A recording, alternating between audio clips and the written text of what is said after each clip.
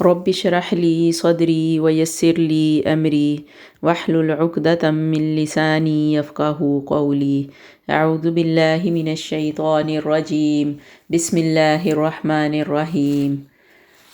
رسول اللہ صلی اللہ علیہ وسلم نے فرمایا، قرآن پاک کی تلاوت کرو، بلا شبہ یہ قیامت کے دن اپنے ساتھیوں کی سفارش کے لیے آئے گا۔ تو اس قرآن کے ساتھ تعلق کس قسم کا؟ یعنی بہت مضبوط ہونا چاہیے، اور قاری قرآن کے لیے عزت کا تاج اور اللہ کی رضامندی ہے۔ ابو ہریرہ رضی اللہ تعالیٰ عنہ سے روایت ہے کہ نبی کریم صلی اللہ علیہ وسلم نے فرمایا، قیامت کے دن قرآن آئے گا اور کہے گا، اے میرے رب، اس قاری قرآن کو زیور پہنا دے، تو اس شخص کو عزت کا تاج پہنایا جائے گا۔ پھر قرآن کہے گا، اے میرے رب، اس میں اور اضافہ فرمائے، تو اس کو عزت کا لباس پہنا دیا جائے گا۔ پھر قرآن کہے گا، اے میرے رب، اس سے راضی ہو جائیں، تو اللہ سبحانہ و تعالیٰ اس شخص سے راضی ہو جائیں گے۔ پھر اس سے کہا جائے گا کہ قرآن پڑھتے جاؤ اور جنت کے درجات چڑھتے جاؤ، ہر ایک درجے کے ساتھ ایک نیکی بھی زیادہ کر دی جائے گی۔ پھر اس کے ساتھ والدین کے سر پر نور کا تاج پہنانے کا باعث ہوگا یہ قرآن۔ آپ صلی اللہ علیہ وسلم نے فرمایا، جس نے قرآن پڑھا، سیکھا اور اس پر عمل کیا، تو اس کے والدین کو قیامت کے روز ایسا تاج پہنایا جائے گا جس کی روشنی سورج کی روشنی کی طرح ہوگی، اور اس کے والدین کو ایسے 2 ریشمی غلے پہنائے جائیں گے کہ پوری دنیا بھی ان 2 غلوں کی قیمت کے برابر نہ ہوگی۔ وہ جب پوچھیں گے ان غلوں کے بارے میں، تو بتایا جائے گا کہ تمہارے بچے کے قرآن سیکھنے کی وجہ سے۔ تو چونکہ بچوں کو سکھانے، اس راستے پہ لگانے، قرآن کا علم دینے کی ذمہ داری والدین کی ہوتی ہے، تو اسی لیے پھر والدین کو بھی اس روز بہترین اجر دیا جائے گا۔ تو چلیے شروع کرتے ہیں آج 16واں پارہ۔ بسم اللہ الرحمن الرحیم۔ قال ألم أقل لك إنك لن تستطيع معي صبرا قال إن سألتك عن شيء بعدها فلا تصاحبني قد بلغت من لدني عذرا۔ وہ کہنے لگے کہ میں نے تم سے نہیں کہا تھا کہ تم میرے ہمراہ رہ کر ہرگز صبر نہیں کر سکتے؟ موسیٰ نے جواب دیا، اگر اب میں اس کے بعد میں آپ سے کسی چیز کے بارے میں سوال کروں تو بے شک مجھے اپنے ساتھ نہ رکھیے گا، آپ یقیناً میری طرف سے عذر کو پہنچ چکے۔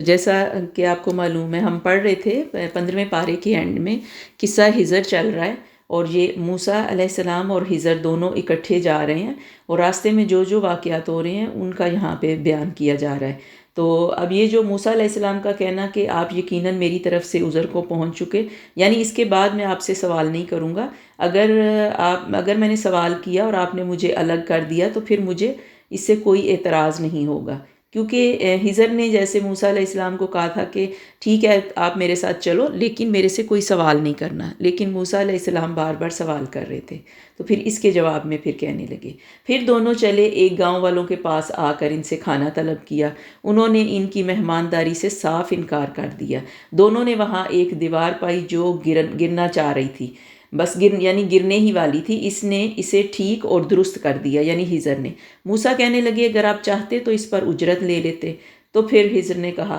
بس یہ جدائی ہے میرے اور تیرے درمیان، اب میں تجھے ان باتوں کی اصلیت بھی بتا دوں گا جس پر تجھ سے صبر نہ ہو سکا۔ یعنی موسیٰ علیہ السلام پھر کہنے لگے کہ ان بستی والوں نے ہمیں کھانا نہیں دیا، تو آپ نے ان کی گرتی ہوئی دیوار کو صحیح کیوں کر دیا؟ تو ہجر کہنے لگے کہ تم ان چیزوں کے بارے میں یعنی آپ نہیں جانتے جو میں جانتا ہوں، آپ ان صبر نہیں کر سکے، تو ان باتوں کے بارے میں اب میں آپ کو خبر دیتا ہوں کہ میں نے یہ سب کچھ کیوں کیا تھا۔ تو سب سے پہلے جیسے ہم نے اس میں پہلا واقعہ جو پڑھا کہ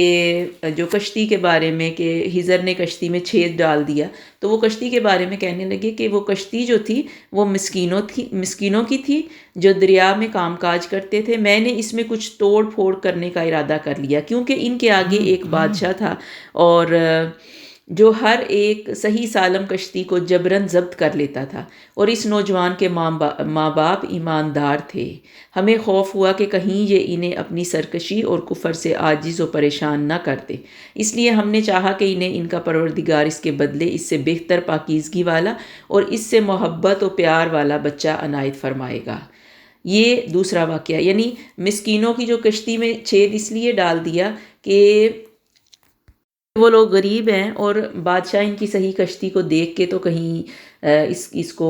اپنے قبضے میں نہ لے لے۔ اور پھر جس نوجوان کو ہجر نے قتل کیا تھا تو اس کے بارے میں بتا رہے ہیں کہ اس کو قتل اس لیے کیا تھا کہ اس کے وکانہ ابوہما صالحا، کہ اس کے والدین نیک تھے، لیکن یہ بچہ کفر پہ تھا، اور کفر پہ ہونے کی وجہ سے وہ والدین کو نقصان پہنچاتا، اس لیے اس کو قتل کر دیا۔ اور رہا دیوار کا قصہ، وہ یہ ہے کہ اس شہر میں 2 یتیم بچے ہیں جن کا خزانہ ان کی اس دیوار کے نیچے دفن ہے۔ ان کا باپ بڑا نیک شخص تھا، تو تیرے رب کی چاہت تھی کہ یہ دونوں یتیم اپنی جوانی کی عمر میں آ کر اپنا یہ خزانہ تیرے رب کی مہربانی اور رحمت سے نکال لیں۔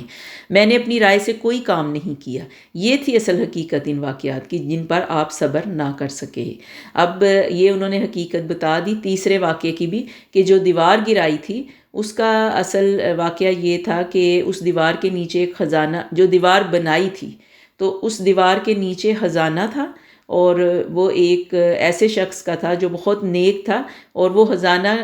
روایات میں آتا ہے کہ علم کی صورت میں، یعنی کتابیں تھیں جو اس نے اپنے بچوں کے لیے محفوظ کر رکھی تھیں، تو وہ دیوار گرنے والی تھی تو ہجر نے وہ دیوار بنا دی۔ تو یہ ان تینوں واقعات کی اصل حقیقت انہوں نے موسیٰ کو بتا دی، یعنی جو دیکھنے میں چیز ہمیں غلط دکھائی دے رہی ہے، غلط لگ رہی ہے کہ کشتی میں چھید ڈال دینا، پھر لڑکے کا قتل کر دینا، پھر دیوار بنا دینا تو جو گر رہی تھی، تو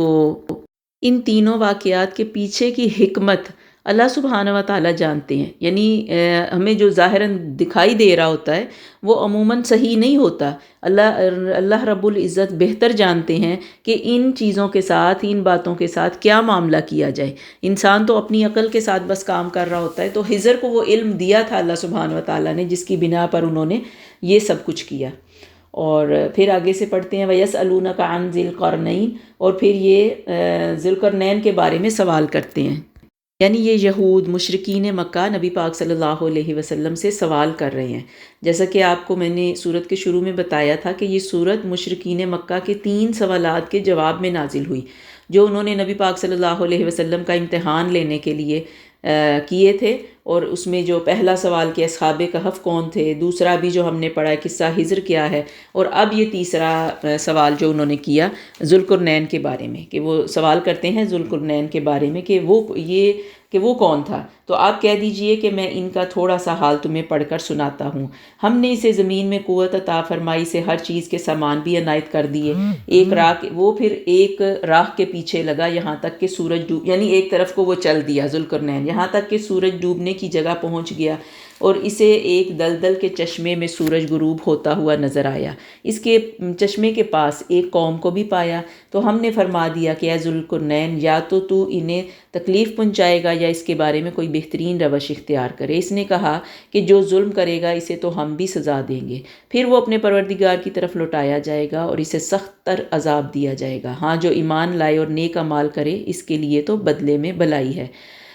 اور ہم اسے اپنے کام میں بھی آسانی دیں گے۔ پھر وہ اور ایک دوسری راستے کی طرف گیا یہاں تک کہ جب سورج نکلنے کی جگہ تک پہنچا، یعنی یہ مشرق اور مغرب کی طرف، یہ ذو القرنین ایک بادشاہ تھا تو وہ سفر کر رہا تھا، تو وہاں جو لوگوں کے مسائل تھے ان کو وہ ساتھ ساتھ حل کرتا جا رہا تھا، یہاں تک کہ جب وہ 2 دیواروں کے درمیان پہنچا، ان دونوں کے پرے اس نے ایک ایسی قوم پائی جو بات سمجھنے کے قریب نہ تھی، اور انہوں نے کہا کہ اے ذو القرنین، یعنی اس لوگوں نے بتایا کہ اے ذو القرنین، یاجوج و ماجوج اس ملک میں بہت فساد کر رہے ہیں، تو کیا ہم آپ کے لیے کچھ خرچ کا انتظام کر دیں؟ یعنی وہ کہنے لگے کہ آپ ہمارے لیے اس یاجوج و ماجوج اور ہمارے درمیان ایک دیوار بنا دیں تو ہم آپ کو اس کا خرچہ بھی دیں گے۔ تو ذو القرنین نے جواب دیا کہ میرے اختیار میں میرے پروردگار نے جو دے رکھا ہے وہی بہتر ہے، تم صرف قوت طاقت سے میری مدد کرو، یعنی تم میری بس مدد کرو، باقی جو بھی اوپر لگانا ہے یا جو خرچہ وغیرہ ہے وہ میں خود کروں گا، میرے پاس وسائل ہیں۔ تو پھر یہ ذوالقرنین نے ان لوگوں کو ساتھ ملا کے ان کی مدد سے ایک مضبوط دیوار بنا دی، اور پھر کہا کہ یہ صرف میرے رب کی مہربانی ہے، ہاں جب میرے رب کا وعدہ آئے گا تو اسے زمین بوس کر دے گا، بے شک میرے رب کا وعدہ سچا اور برحق ہے۔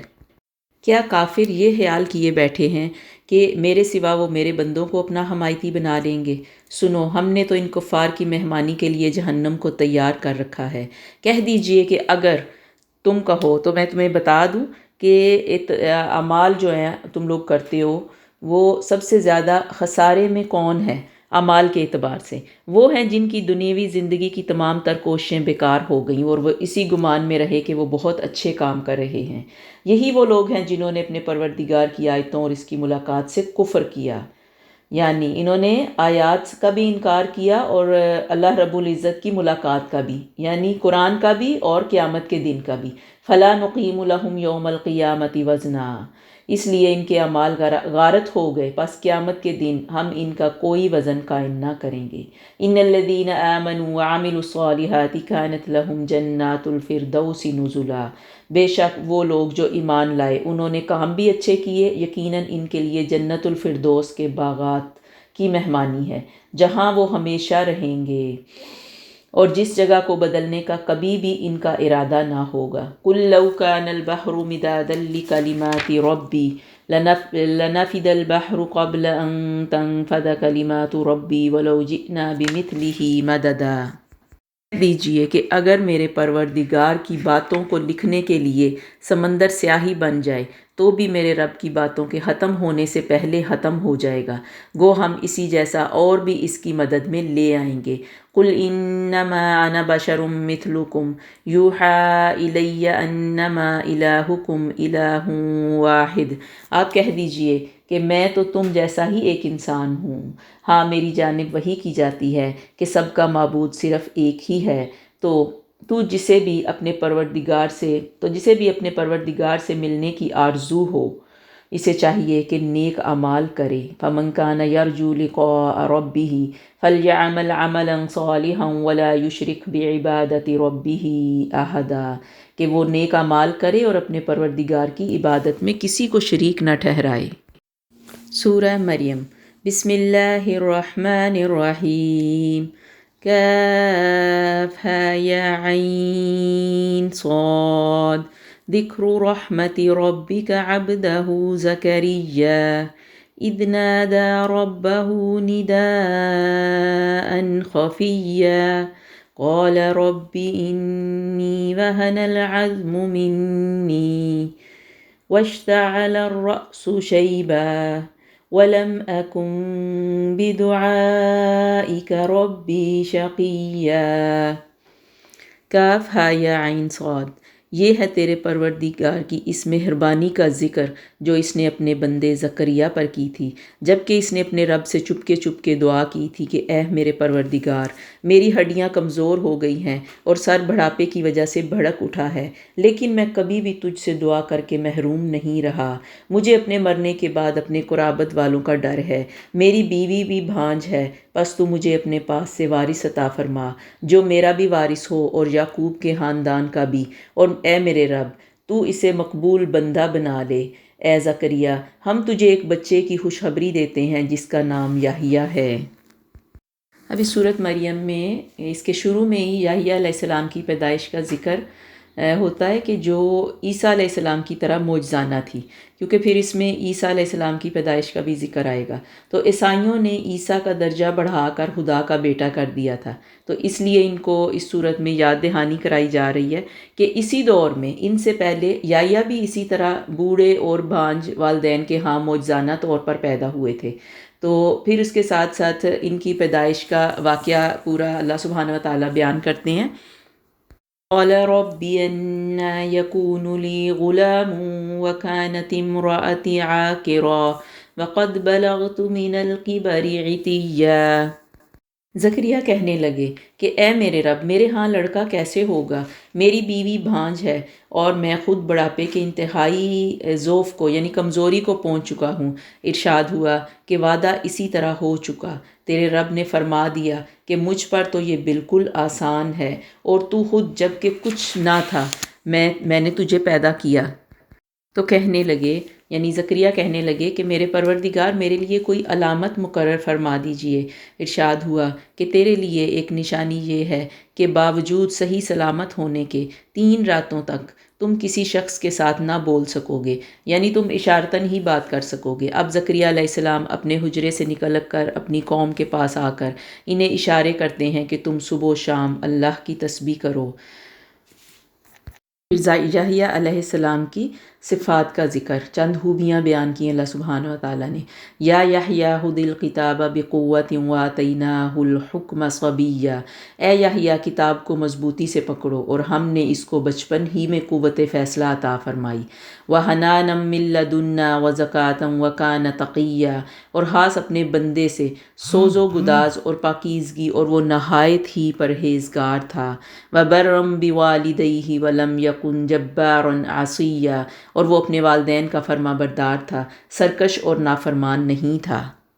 یہ یحییٰ علیہ السلام کی صفات بیان کی، اور ان صفات کے بعد اگلی آیات میں عیسیٰ علیہ السلام کی پیدائش کا تفصیلی قصہ بیان کر دیا۔ وَاذْكُرْ فِي الْكِتَابِ مَرْيَمَ إِذِ انتبذت من أهلها مكانا شرقيا، پھر اب اس کتاب میں مریم کا بھی واقعہ بیان کرو جب کہ وہ اپنے گھر کے لوگوں سے علیحدہ ہو کر ایک مشرقی مکان میں آئیں اور ان لوگوں کی طرف سے پردہ کر لیا۔ پھر ہم نے اس کے پاس اپنی روح کو بھیجا، پس وہ اس کے سامنے پورا آدمی بن کر ظاہر ہوا۔ یہ کہنے لگیں میں تجھ سے رحمان کی پناہ مانگتی ہوں، اگر تو کچھ بھی اللہ سے ڈرنے والا ہے۔ اس نے جواب دیا کہ میں تو اللہ کا بھیجا ہوا قاصد ہوں، تجھے ایک پاکیزہ لڑکے کی خبر دینے آیا ہوں۔ کہنے لگیں بھلا میرے ہاں بچہ کیسے ہو سکتا ہے؟ مجھے تو کسی انسان کا ہاتھ تک نہیں لگا اور نہ ہی میں بدکار ہوں۔ اس نے کہا بات تو صحیح ہے، لیکن تیرے پروردگار کا ارشاد ہے کہ وہ مجھ پر بہت ہی آسان ہے، ہم تو اسے لوگوں کے لیے ایک نشان بنا دیں گے اور اپنی خاص رحمت، یہ تو ایک طے شدہ بات ہے۔ پس وہ حمل سے ہو گئیں اور اسی وجہ سے وہ یکسو ہو کر ایک دور کی جگہ چلی گئیں، اور وہ سارا وقت کھجور کھاتی رہیں۔ ان کے قریب کھجور کا درخت تھا، اس کو ہلاتی کھجوریں گرتی اور وہ کھاتی رہیں، اور ایک چشمہ تھا پانی کا اور وہاں سے پانی پیتی تھیں۔ تو یہ تیرے سامنے تر و تازہ پکی کھجوریں گرائے گا یہ درخت، اب چین سے کھا پی اور اپنی آنکھیں ٹھنڈی کر۔ اور پھر جب عیسیٰ علیہ السلام کی پیدائش ہو گئی تو اللہ سبحانہ و تعالیٰ نے فرمایا کہ تم اس بچے کو لے کے بستی کی طرف جاؤ، اور ان لوگ جب تم سے سوال کریں تو تم کہنا کہ میں روزے سے ہوں، یعنی خاموشی کا روزہ تم رکھ لو اور کسی شخص کے ساتھ بات نہ کرنا، یعنی یہ اللہ سبحانہ و تعالیٰ کا حکم تھا۔ اب حضرت عیسیٰ کو لیے وہ اپنی قوم کے پاس آئیں، سب کہنے لگے مریم تو نے بڑی بری حرکت کی، اے ہارون کی بہن، نہ تو تیرا باپ برا آدمی تھا اور نہ تیری ماں۔ مریم نے اپنے بچے کی طرف اشارہ کیا، سب کہنے لگے کہ لو بلا، ہم گود کے بچے سے بات کیسے کریں؟ بچہ بول اٹھا کہ میں اللہ کا بندہ ہوں۔ یہ سب اللہ کے حکم سے ہوا تھا کہ جو گود میں عیسیٰ علیہ السلام بولنے لگے، کہنے لگے کہ قال انی عبد اللہ، کہ بے شک میں اللہ کا بندہ ہوں، آتانی الکتاب وجعلنی نبیا، کہ اس نے مجھے کتاب عطا فرمائی اور مجھے اپنا پیغمبر بنایا، اور اس نے مجھے بابرکت کیا جہاں بھی میں ہوں، اور اس نے مجھے نماز اور زکوٰۃ کا حکم دیا جب تک میں زندہ ہوں، اور اس نے مجھے اپنی والدہ کا خدمت گزار بنایا اور مجھے سرکش اور بدبخت نہیں بنایا، اور مجھ پر میری پیدائش کے دن، میری موت کے دن، اور جس دن کے میں دوبارہ زندہ کھڑا کیا جاؤں گا سلامتی ہی سلامتی ہے۔ یہ ہے صحیح واقعہ عیسیٰ ابن مریم کا، یہی ہے وہ حق بات جس میں لوگ شک و شبہ میں مبتلا ہیں۔ تو اس طرح عیسیٰ علیہ السلام نے خود بول کے اپنی ماں کی نیکی کی اور سچے ہونے کی گواہی دے دی، اور پھر اس کے بعد ان عیسائیوں کو بتا دیا گیا کہ کس طرح انہوں نے اپنے دین میں تفرقہ پیدا کیا ہے، اور ایک دن اللہ سبحانہ و تعالیٰ ان کے بارے میں فیصلہ فرما دیں گے۔ اور اگلی آیات میں ابراہیم علیہ السلام سے شروع ہو کر پھر آگے بہت سے رسولوں کا تذکرہ آتا ہے، ان کو ایمان کی دعوت دی جاتی ہے کہ آج رسول صلی اللہ علیہ وسلم وہی دعوت دے رہے ہیں جو باقی پیغمبروں نے دی، مگر لوگوں نے رسولوں کے بعد اپنے نفسوں کی خواہشات کی پیروی میں اختلاف کیا۔ ان اگلی آیات میں ابراہیم علیہ السلام، اسحاق، یعقوب، موسیٰ، نوح علیہ السلام کے اور ان کی قوموں کے واقعات بیان کیے جاتے ہیں۔ اللہ سبحانہ و تعالیٰ فرماتے ہیں اگلی آیات میں فَخَلَفَ مِن بَعْدِهِمْ خَلْفٌ أَضَاعُوا الصَّلَاةَ وَاتَّبَعُوا الشَّهَوَاتِ فَسَوْفَ يَلْقَوْنَ غَيًّا، پھر ان کے بعد ان کے ایسے جانشین اٹھے جنہوں نے نماز ضائع کر دی اور خواہشوں کے پیچھے پڑ گئے، تو یہ لوگ عنقریب اپنی گمراہی کے انجام سے دوچار ہوں گے۔ إِلَّا مَن تَابَ وَآمَنَ وَعَمِلَ صَالِحًا فَأُولَٰئِكَ يَدْخُلُونَ الْجَنَّةَ وَلَا يُظْلَمُونَ شَيْئًا، اس سے صرف وہ لوگ مستثنیٰ ہوں گے جو توبہ کر لیں اور ایمان اور عمل صالح کی روش اختیار کریں گے، یہی لوگ ہوں گے جو جنت میں داخل ہوں گے اور ان کی ذرا بھی حق تلفی نہ ہوگی۔ رسول صلی اللہ علیہ وسلم کو جبرائیل کی طرف سے تسلی اور دل جوئی کے آپ ثابت قدم رہیں، اللہ جس کا علم مکمل اور بے خطا ہے آپ کے ساتھ ہے۔ آخرت کے دلائل اور اس دن میں مختلف لوگوں کے انجام کی منظر کشی کر دی گئی۔ قریش کو یہ غلط فہمی تھی کہ چونکہ وہ دنیاوی لحاظ سے اس وقت مصیبت زدہ مومنوں سے بہت بہتر تھے، اس لیے آخرت میں بھی ان کے ساتھ اچھا ہی ہوگا۔ وہ دیکھتے نہیں کہ اللہ کتنی ہی قوموں کو ان سے پہلے تباہ کر چکا ہے جو طاقت اور دولت میں ان سے بدرجہ بہتر تھیں۔ یہ لوگ اللہ کی دی ہوئی مہلت کا غلط استعمال کر کے اپنے گناہوں میں اضافہ کر رہے ہیں۔ اللہ کی رحمت ہوتی ہے ان پر جو ہدایت پر جمے رہتے ہیں۔ وَيَزِيدُ اللَّهُ الَّذِينَ اهْتَدَوْا هُدًى وَالْبَاقِيَاتُ الصَّالِحَاتُ خَيْرٌ عِندَ رَبِّكَ ثَوَابًا وَخَيْرٌ مَرَدًّا، اور اللہ تعالیٰ ان لوگوں کی ہدایت میں اضافہ فرماتا ہے جو ہدایت کی راہ اختیار کرتے ہیں اور باقی رہنے والے اعمال صالح اجر کے اعتبار سے بھی بہتر ہیں اور انجام کے اعتبار سے بھی۔ وَخَيْرٌ مَرَدًّا، الباقیات الصالحات یعنی وہ اعمال جو صرف اللہ کی خوشنودی اور آخرت میں اجر کی خاطر کیے جائیں، یہ اللہ اور آخرت کی طرف لافانی ہوں گے، یعنی ایسے اعمال جو انسان صرف اللہ کی خوشنودی اور اجر و ثواب کے لیے کرتا ہے تو ایسی نیکیاں باقی رہ جاتی ہیں، یعنی یہ باقیات الصالحات ہوتی ہیں جو انسان کے دنیا سے چلے جانے کے بعد بھی اس کے کام آتی ہیں، اس کے درجات میں بلندی کا سبب بنتی ہیں۔ سورت کے آخر میں مشرکین کو سخت عذاب کی وعید اور متقین کو بشارت۔ اللہ کے ساتھ کسی کو شریک ٹھہرانا اتنا بڑا گناہ ہے کہ اس کی شدت سے آسمان پھٹ پڑے،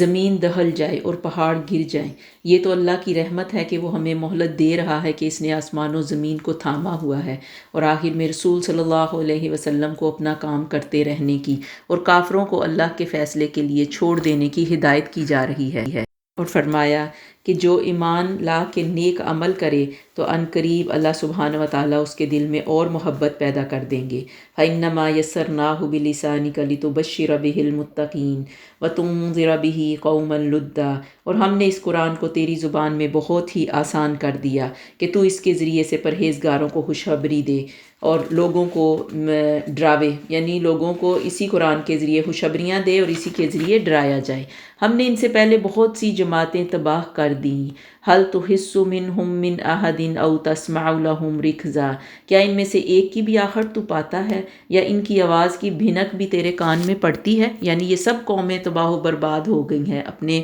کاموں غلط کاریوں کی وجہ سے۔ تو یہاں پہ اس صورت کا اختتام ہوتا ہے اور آگے سے سورۃ طٰہٰ شروع ہوتی ہے۔ بسم اللہ الرحمن الرحیم، طٰہٰ ما انزلنا عليك القرآن لتشقى إلا تذكرة لمن يخشى تنزيلا ممن خلق الأرض والسماوات العلى الرحمن على العرش استوى۔ شروع اللہ کے بابرکت نام سے جو نہایت مہربان رحم کرنے والا ہے۔ طٰہٰ، ہم نے یہ قرآن تجھ پر اس لیے نہیں اتارا کہ تو مشقت میں پڑ جائے، بلکہ اس کی نصیحت کے لیے جو اللہ سے ڈرتا ہے۔ اس کا اتارنا اس کی طرف سے ہے جس نے زمین کو اور بلند آسمانوں کو پیدا کیا، جو رحمان ہے، عرش پر قائم ہے، جس کی ملکیت آسمان و زمین اور ان دونوں کے درمیان اور اس کے نیچے ہر ایک چیز پر ہے۔ اگر تو اونچی بات کہے تو وہ تو ہر ایک پوشیدہ بلکہ پوشیدہ سے بھی پوشیدہ تر چیز کو بخوبی جانتا ہے۔ وہی اللہ ہے جس کے سوا کوئی معبود نہیں، بہترین نام اسی کے ہیں۔ اب یہ اس صورت کی شروع کی آیات قرآن پاک کی اور اللہ سبحانہ و تعالیٰ کی عظمت کی دلیل ہیں، اور یہ جتنے بھی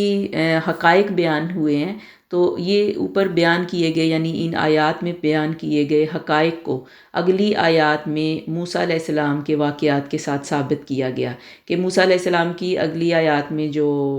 تذکرہ آنے والا ہے کہ ان کی زندگی کے مختلف ادوار میں محمد صلی اللہ علیہ وسلم کے لیے بہت سے سبق اور حوصلہ افزائی موجود تھی۔ تو موسیٰ علیہ السلام کا مشن چونکہ بہت ہی دشوار تھا کہ انہیں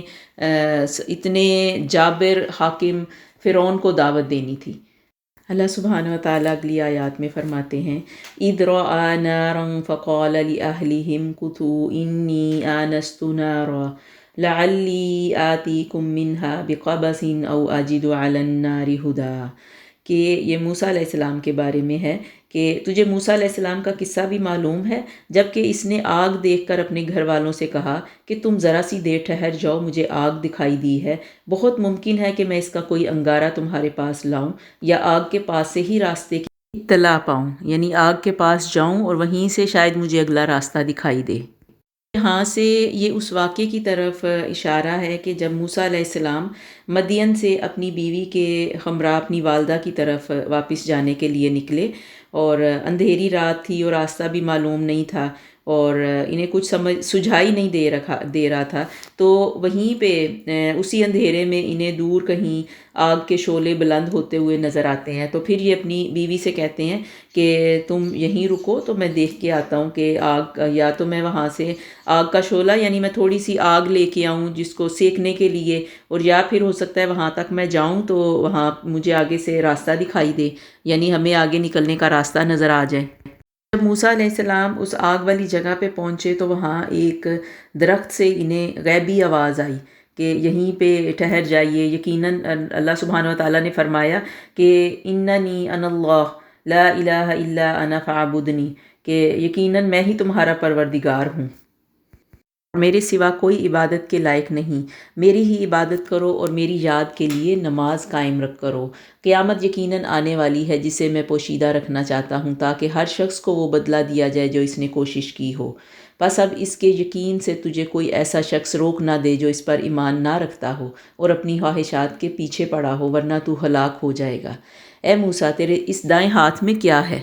جواب میں موسیٰ علیہ السلام کہنے لگے کہ یہ میری لاٹھی ہے جس پر میں ٹیک لگاتا ہوں، جس سے اپنی بکریوں کے لیے پتے جھاڑ لیا کرتا ہوں، اور بھی اس میں بہت سے فائدے ہیں۔ فرمایا اے موسیٰ، اسے ہاتھ سے نیچے ڈال دے، ڈالتے ہی وہ سانپ بن کر دوڑنے لگی۔ اب یہ وہ لاٹھی تھی یعنی جو موسیٰ علیہ السلام کو ایک معجزہ عطا کیا گیا اس جگہ پہ، جو عصائے موسیٰ کے نام سے مشہور ہے، یعنی موسیٰ علیہ السلام کو نبوت بھی ملی اور پھر اس کے ساتھ اللہ سبحانہ و تعالیٰ کی طرف سے اس وقت انہیں معجزات بھی عطا کیے گئے کہ اللہ سبحانہ و تعالیٰ کے حکم سے انہوں نے اس لاٹھی کو زمین پہ ڈالا اور وہ سانپ بن گئی۔ فرمایا بے خوف ہو کر اسے پکڑ لے، ہم اسے اسی پہلی سی صورت میں دوبارہ لا دیں گے، اور اپنا ہاتھ اپنی بغل میں ڈال لے تو وہ سفید چمکتا ہوا ہو کر نکلے گا بغیر کسی عیب کے۔ یہ دوسرا معجزہ تھا، یعنی یہ کہ اپنا ہاتھ اپنے بغل میں ڈالو اور وہ بالکل سفید چمکتا ہوا نکلے گا۔ یہ اس لیے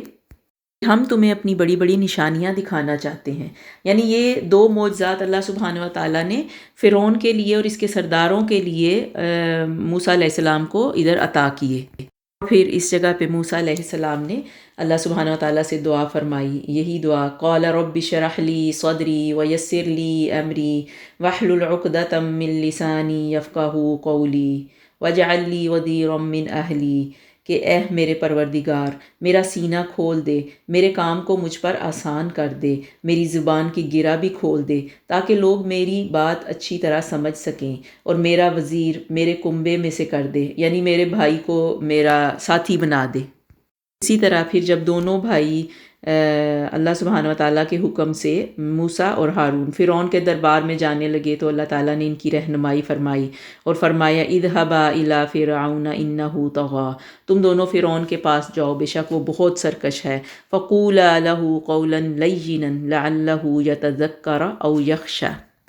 بس اس کو نرمی کے ساتھ دعوت دینا، شاید وہ یاد دہانی حاصل کر لے یا پھر ڈر جائے۔ اور پھر موسیٰ علیہ السلام فرعون کے دربار میں جاتے ہیں، دونوں کے درمیان مکالمہ ہوتا ہے۔ موسیٰ علیہ السلام اپنے رب کی وحدانیت کے بارے میں اس کو دعوت دیتے ہیں، اور وہ آگے سے غلط قسم کا رویہ موسیٰ علیہ السلام کے ساتھ اختیار کرتا ہے، اور اللہ سبحانہ و تعالیٰ پھر فرماتے ہیں کہ ہم نے اسے اپنی سب نشانیاں دکھا دیں، لیکن پھر بھی اس نے جھٹلایا اور انکار کیا، کہنے لگا اے موسیٰ، کیا تو اسی لیے آیا ہے کہ ہمیں اپنے جادو کے زور سے ہمارے ملک سے نکال دے؟ اچھا، ہم بھی تیرے مقابلے میں اسی جیسا جادو ضرور لائیں گے، بس تو ہمارے اور اپنے درمیان ایک وعدے کا مقرر وقت کر لے۔ پھر یہ موسیٰ علیہ السلام کے ساتھ جادوگروں کو لانا چاہتا تھا موسیٰ علیہ السلام کے مقابلے میں، تاکہ موسیٰ علیہ السلام کو کسی طرح سے مات دیا جا سکے، اور پھر انہوں نے ایک وقت مقرر کر لیا کہ وہاں پہ جا کے دونوں کا، ہمارے جادوگروں کا اور موسیٰ کا مقابلہ ہوگا۔ پھر ایک مقررہ دن اور مقررہ وقت پر سارے جادوگر ایک میدان میں اکٹھے ہوئے، موسیٰ علیہ السلام بھی وہاں پہ تشریف لے کے گئے۔ تو ان آیات میں اسی مقابلے کا ذکر آتا ہے کہ وہ کہنے لگے کہ اے موسیٰ، یا تو پہلے ڈال یا پہلے ہم ڈالنے والے بن جائیں۔ جواب دیا کہ نہیں، تم ہی پہلے ڈالو۔ اور اب تو موسیٰ کو یہ خیال گزرنے لگا کہ ان کی رسیاں اور لکڑیاں ان کے جادو کے زور سے دوڑ بھاگ رہی ہیں۔ بس موسیٰ نے اپنے دل میں تھوڑا ڈر محسوس کیا۔ ہم نے فرمایا کچھ خوف نہ کر، یقیناً تو ہی غالب اور برتر رہے گا، اور تیرے دائیں ہاتھ میں جو ہے اسے ڈال دے، یعنی موسیٰ علیہ السلام کی وہی لاٹھی، کہ موسیٰ علیہ السلام کو دکھائی دے رہا تھا کہ وہ جو میدان ہے وہاں پہ بہت زیادہ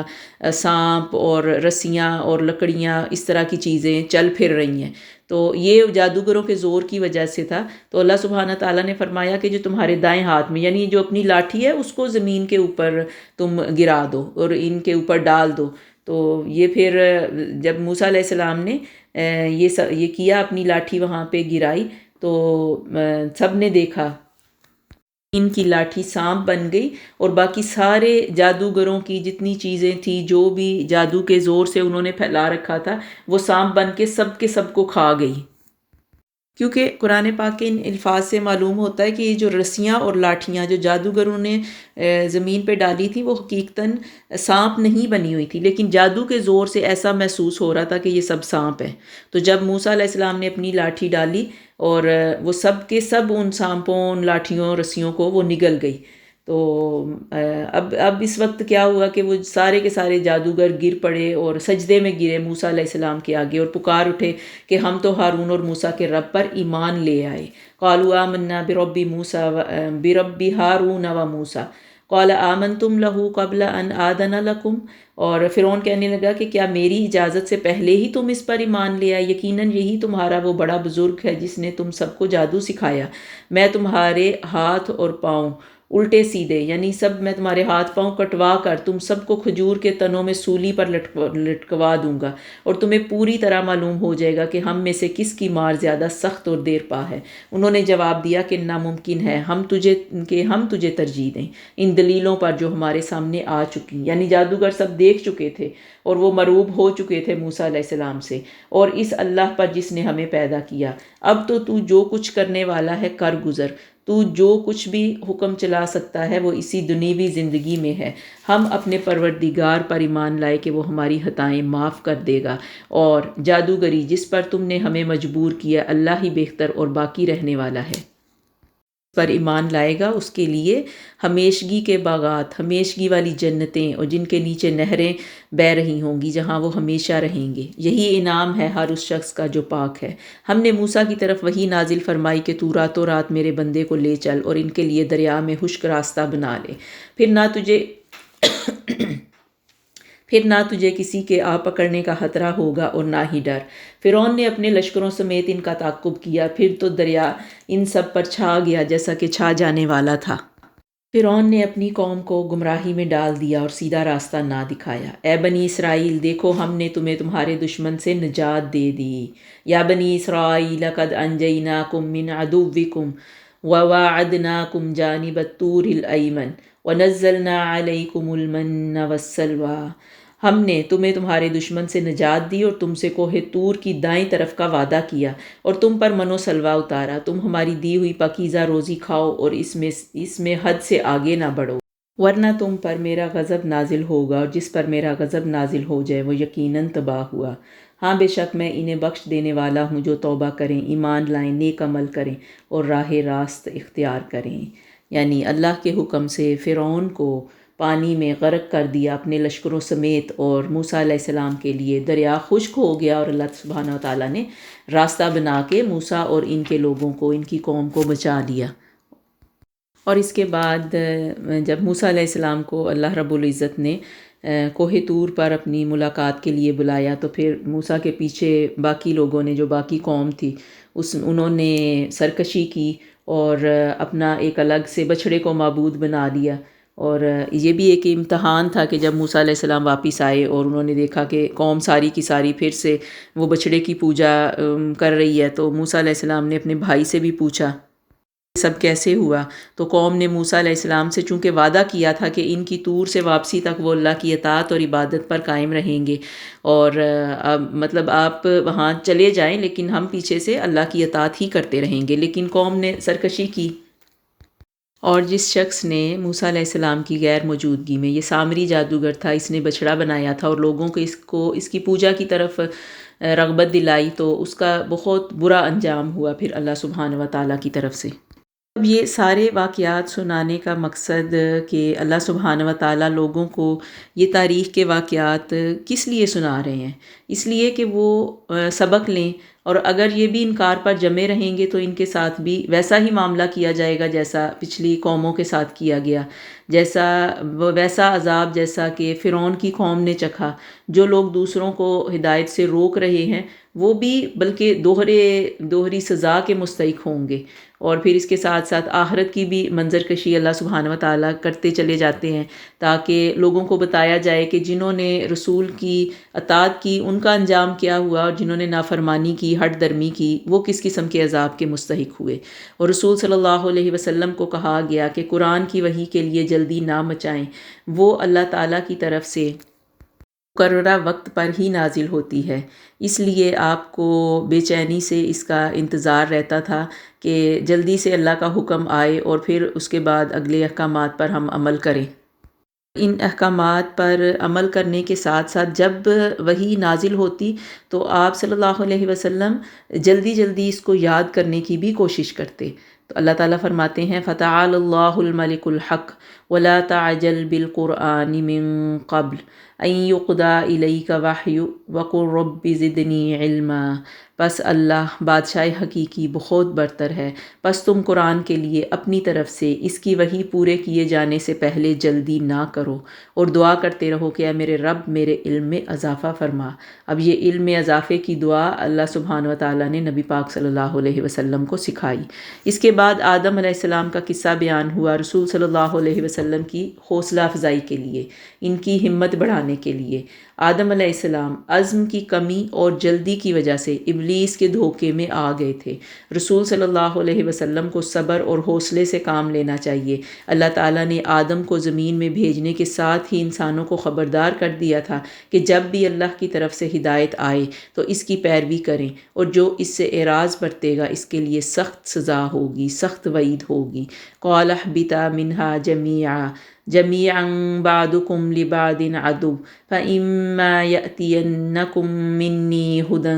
فمن تبع هداي فلا يضل ولا يشقى۔ حکم ہوا کہ تم سب یہاں سے اترو، تم ایک دوسرے کے دشمن ہوگے، پس اگر تمہارے پاس میری ہدایت آئے تو جو میری ہدایت کی پیروی کرے گا نہ وہ گمراہ ہوگا نہ محروم ہوگا۔ ومن أعرض عن ذکری فإن له معیشة ضنکا ونحشره یوم القیامة اعمی۔ اور جو میرے ذکر سے اعراض برتے گا تو اس کے لیے تنگ زندگی ہوگی، اور قیامت کے دن ہم اس کو اندھا اٹھائیں گے۔ اس آیت سے کیا بات سمجھ میں آتی ہے کہ جو میرے ذکر سے، اللہ سبحانہ و تعالیٰ فرما رہے ہیں جو میرے ذکر سے اعراض برتے گا، یعنی اللہ کے ذکر سے اعراض برتنا یا اس کو توجہ نہ دینا، یہ دنیا اور آخرت میں شدید عذاب کا باعث ہوتا ہے کہ دنیا میں بھی اللہ سبحانہ و تعالیٰ اس کی یعنی زندگی تنگ کر دیں گے، یعنی رزق روزی میں بھی کمی ہوگی، اس کے لیے مشکل حالات پیدا ہوں گے، یعنی اللہ کے ذکر سے غفلت کا انجام ہوگا کہ دنیا میں بھی اللہ سبحانہ و تعالیٰ کی طرف سے امتحان اور آخرت میں شدید عذاب کی خبر۔ اب یہ شدید عذاب کیا ہوگا؟ استغفر اللہ، کہ ہم اس کو قیامت کے دن اندھا کر کے اٹھائیں گے اور وہ پوچھے گا قال ربی لما حشرتنی اعمی وقد کنت بصیرا، وہ کہے گا کہ اے رب تو نے مجھے اندھا کر کے کیوں اٹھایا، میں تو دیکھنے والا تھا۔ یعنی وہ پھر سوال کرے گا کہ مجھے اندھا کیوں کیا گیا، میری تو آنکھیں تھیں۔ قال کذالک اتتک آیاتنا فنسیتها وکذالک الیوم تنسی، ارشاد ہوگا کہ اسی طرح دنیا میں ہماری آیتیں تیرے پاس آئیں تو تو نے ان کو نظر انداز کیا، تو اسی طرح تو آج ہم تمہیں نظر انداز کر دیں گے۔ استغفر اللہ، یہ بہت سخت آیتیں ہیں کہ جس نے اللہ کے کلام کو دنیا میں بھلا دیا، اللہ قیامت کے دن اس کو اندھا کر کے اٹھائیں گے، اور وہ جب پوچھے گا، سوال کرے گا کہ مجھے اندھا کیوں کیا گیا، میں تو آنکھوں والا تھا، تو اس کو بتایا جائے گا کہ تم نے ہماری آیات کو، یعنی جو ہم نے قرآن نازل کیا تھا، تم نے اس کے احکامات پر عمل نہیں کیا، تو تم نے ان کو بھلا دیا، اسی طرح آج ہم تمہیں بھلا رہے ہیں، ہمارا تمہارے سے کوئی واسطہ نہیں ہے۔ وَكَذَلِكَ نَجْزِي مَنْ أَسْرَفَ وَلَمْ يُؤْمِنْ بِآيَاتِ رَبِّهِ وَلَعَذَابُ الْآخِرَةِ أَشَدُّ وَأَبْقَىٰ، اور اسی طرح ہم بدلہ دیں گے اس کو جو حدود سے تجاوز کرے گا اور اپنے رب کی آیات پر ایمان نہیں لائے گا، اور عذاب آخرت زیادہ سخت اور دیر پا ہے۔ أَشَدُّ وَأَبْقَىٰ، سخت اور دیر پا۔ پھر اللہ سبحانہ و تعالیٰ پوچھیں گے کہ کیا ان کی رہبری اس بات نے بھی نہیں کی، یعنی انہیں وہ سب کچھ نظر نہیں آیا کہ ہم نے ان سے پہلے بہت سی بستیاں ہلاک کر دی ہیں جن کے رہنے سہنے کی جگہ پہ یہ چل پھر رہے ہیں، یقیناً اس میں عقل مندوں کے لیے بہت ساری نشانیاں ہیں۔ اگر تیرے رب کی بات پہلے ہی سے مقرر شدہ اور وقت معین کردہ نہ ہوتا تو اسی وقت عذاب آ پہنچتا، بس ان کی باتوں پر صبر کر اور اپنے پروردگار کی تسبیح اور تعریف بیان کرتا رہے، سورج نکلنے سے پہلے اور اس کے ڈوبنے سے پہلے، رات کے مختلف وقتوں میں بھی اور دن کے حصوں میں بھی۔ اب یہ نبی پاک صلی اللہ علیہ وسلم کو اللہ سبحانہ و تعالیٰ کی طرف سے تسلی دی جا رہی ہے کہ یہ سب لوگوں کا، یہ جو جٹلا رہے ہیں، ان کا انجام ایسا ہوگا، بس آپ صبر کے ساتھ اللہ کو یاد کرتے رہیے، ان کی اللہ سبحانہ و تعالیٰ کی تسبیح بیان کریں۔ کس وقت؟ صبح کے وقت، یعنی طلوع شمس، فجر کے وقت، اور غروب آفتاب سے پہلے مغرب کے وقت۔ یہ اوقات بتائے گئے کہ اس وقت تسبیح کرنے کا کس قدر انسان کو اجر و ثواب ملے گا، اور اس کے علاوہ رات کو، یعنی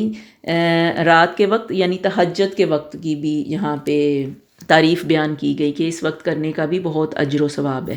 اور دن کے حصوں میں بھی، یعنی مختلف اوقات میں بھی تسبیح کرتے رہو۔ بہت ممکن ہے کہ وہ راضی ہو جائے تجھ سے، اور اپنی نگاہیں ہرگز ان چیزوں کی طرف نہ دوڑانا جو ہم نے ان میں سے مختلف لوگوں کو آرائش دنیا کی دے رکھی ہیں تاکہ انہیں اس میں آزما لیں۔ تیرے رب کا دیا ہوا بہت بہتر اور باقی رہنے والا ہے۔ اپنے گھرانے کے لوگوں پر نماز کی تاکید رکھ اور خود بھی اس پر جمع رہ۔ ہم تجھ سے روزی نہیں مانگتے بلکہ ہم خود تجھے روزی دیتے ہیں۔ آخر میں بول بالا پرہیزگاری ہی کا ہوگا، اپنے گھر والوں کو وَأْمُرْ أَهْلَكَ بِالصَّلَاةِ، کہ گھر والوں کا نماز کا حکم دیجئے، یعنی صرف خود ہی نماز پڑھ لینی کافی نہیں ہے، ہمیں بھی یہ بات بتائی جا رہی ہے، حکم دیا جا رہا ہے کہ اپنے ساتھ ساتھ اپنے گھر والوں کو، اپنے بچوں کو، اپنی اولاد کو، ہر ایک کو نماز کا حکم دیا جائے۔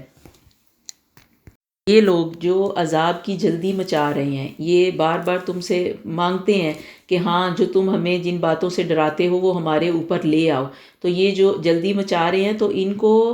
کیا کہہ دو؟ اللہ سبحانہ و تعالیٰ فرماتے ہیں قُلْ كُلٌّ مُتَرَبِّصٌ فَتَرَبَّصُوا فَسَتَعْلَمُونَ مَنْ أَصْحَابُ الصِّرَاطِ السَّوِيِّ وَمَنِ اهْتَدَىٰ۔ انہیں کہہ دیجئے، یعنی نبی پاک صلی اللہ علیہ وسلم کو کہا جا رہا ہے کہ انہیں کہہ دیجئے ہر ایک انجام کا منتظر ہے، بس تم بھی انتظار میں رہو، یعنی ہم بھی انتظار کر رہے ہیں، تم بھی انتظار کرو، ابھی تم فوراً یعنی قطعاً جان لو گے کہ راہ راست والے کون ہیں، یعنی راہ راست والے کون ہیں اور کون ہدایت یافتہ ہیں۔ یعنی یہ لوگ جو عذاب یا نشانی مانگنے کی یا دیکھنے کی جلدی کر رہے ہیں تو انتظار کریں کہ جب اللہ فیصلہ کر دے گا کہ کون حق پر ہے تو ان کو سب باتیں سمجھ میں آ جائیں گی۔ تو یہاں اس پارے کا اختتام ہوتا ہے۔ وآخر دعوانا ان الحمد للہ رب العالمین۔ سبحانک اللہم وبحمدک نشہد ان لا الہ الا انت نستغفرک ونتوب الیک۔ السلام علیکم ورحمۃ اللہ وبرکاتہ۔